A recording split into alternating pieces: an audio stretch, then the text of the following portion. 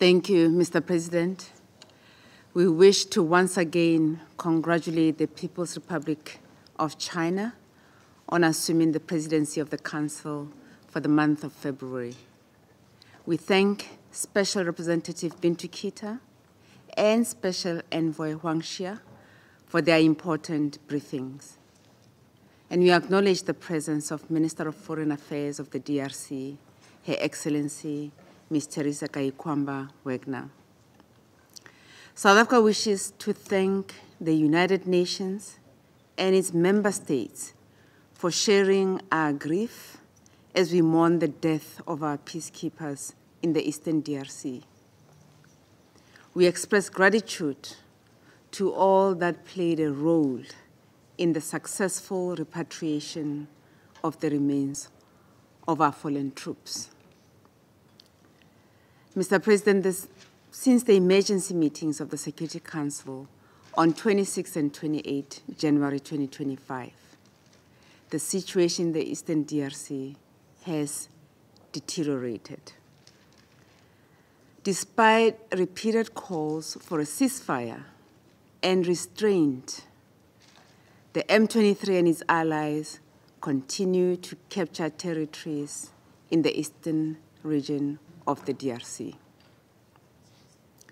The capital of Nord-Kivu, Goma, as well as other cities such as Bukavu, are now under the full control of the M23. The supply of electricity, water, humanitarian aid, and communication networks have been disrupted, putting the lives of many injured and the displaced communities at high risk. Mr. President, the recent African Union Summit reiterated the need for all of the parties to the conflict to engage in negotiations towards a sustainable political solution. This decision reinforces the outcomes of the seminal joint summit of the East African Community, the EAC, and the South African Development Community, SADC.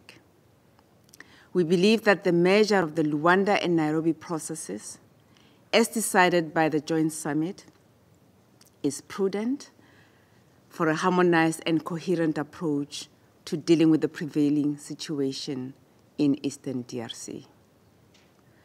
Both processes must prioritize, as a matter of urgency, addressing the proliferation and activities of armed groups. All illegal armed groups and uninvited armed forces from neighboring countries are an obstacle to peace and stability in the entire region. All key actors must demonstrate political will to put an end to the crisis.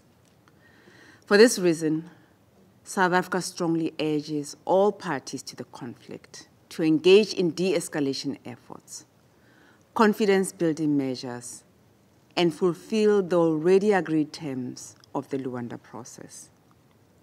This includes an immediate ceasefire, the implementation of the harmonization plan for the neutralization of the FDLR, the disengagement of foreign forces in the territory of the DRC, and for all parties to participate fully in the ad hoc verification mission monitoring the ceasefire. Alongside the ongoing political process, all parties must ensure that humanitarian efforts are unimpeded and essential services are restored in Goma and other affected areas. Should the parties fail to reach any meaningful progress, despite myriad efforts and decisions aimed at bringing about peace and stability, the Security Council must assume its role by taking measures within its mandate to prevent further carnage in the Eastern DRC. The situation in the Eastern DRC requires a set of immediate measures to mitigate further death and suffering, and to end the capture and control of territory by the M23 and its allies.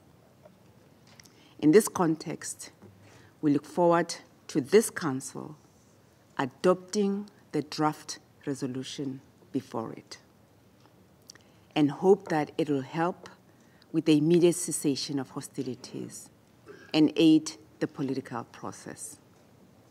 In conclusion, Mr. President, for the African continent to prosper, we need to truly silence the guns and harness our collective efforts towards development-focused solutions to prolonged challenges. Together, let us make a paradigm shift from the battlegrounds of war to the corridors of diplomacy and seek solutions through compromise above the rigid ideologies of war that often seek absolute victories. History has taught us that absolute victories in war are hollow and simply allow for the continuation of conflict in different forms, often for decades to come.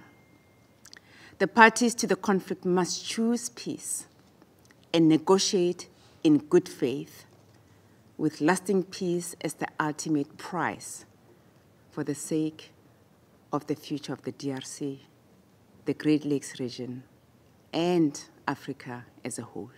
I thank you.